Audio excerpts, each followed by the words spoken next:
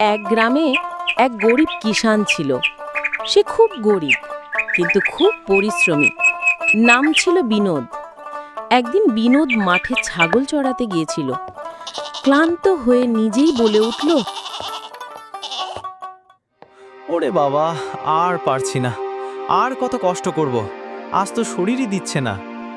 রোদে রোদে ঘুরে ঘুরে ছাগল চড়ায় সে। এমন সময় তার স্ত্রী এসে বলল, শোনো, আজ তো ঘরে চাল ডাল কিছুই নেই, আজ রান্না করব কি, খাবই বা কি? বিনোদ বলল, মানে কিছুই নেই? স্ত্রী বলল, হ্যাঁ, একেবারে ফাঁকা।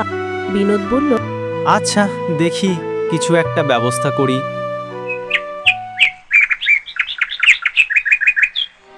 পরদিন সকালে বিনোদ চিন্তা করতে থাকে, কি করলে সংসারটা একটু ভালোভাবে চালানো যাবে। একটা বুদ্ধি বের করলো। সে রাস্তার পাশে একটা ছোট চায়ের দোকান খুলে ফেলল। ধীরে ধীরে লোকজন আসতে শুরু করলো।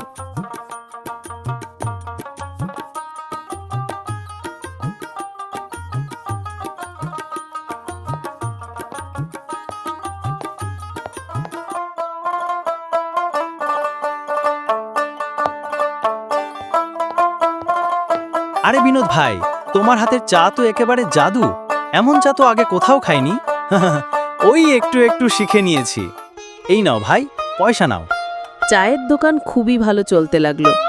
বিনোদ ধীরে ধীরে টাকা জমালো, বড় লোক হয়ে উঠল। ভালো ঘর করলো, ভালো গাড়ি কিনলো বিনোদ।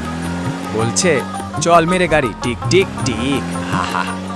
বিনোদের স্ত্রী বলল, এই যে শোনো, তুমি এত টাকা পয়সা কোথা থেকে পাচ্ছ?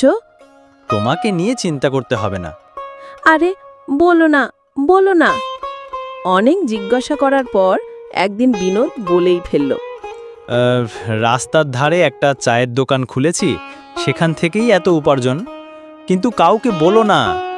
আরে না না, কাউকে বলবো না। পরদিন সকালে পাশের বাড়ির রিমা তার স্বামী সাগরকে বলছে, দেখছো টুসি কি সুন্দর সুন্দর শাড়ি পরে কত কিছু পায়। তাহলে বলো তো, বিনোদ এত টাকা কোথা থেকে পায়? জানি না, কাল টুসির কাছে গিয়ে জিজ্ঞাসা করে আসি। সকালবেলা রিমা গিয়ে জিজ্ঞাসা করলো, টুসি, তোমার স্বামী কি কাজ করে বলো তো? আমার স্বামী কিছুই দেয় না। আমার স্বামী রাস্তার পাশে চায়ের দোকান চালায়, সেখান থেকেই উপার্জন। আচ্ছা আচ্ছা, এখন আবার অনেক কাজ আছে, আমি চলে যাই। রিমা বাড়ি গিয়ে সাগরকে বলে,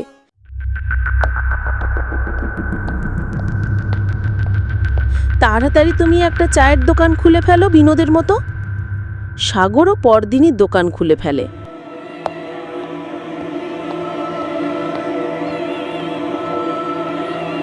ফলাফল, এখন আর নতুন দোকানে যাচ্ছে। বিনোদের দোকানে আর তেমন কেউ আসে না।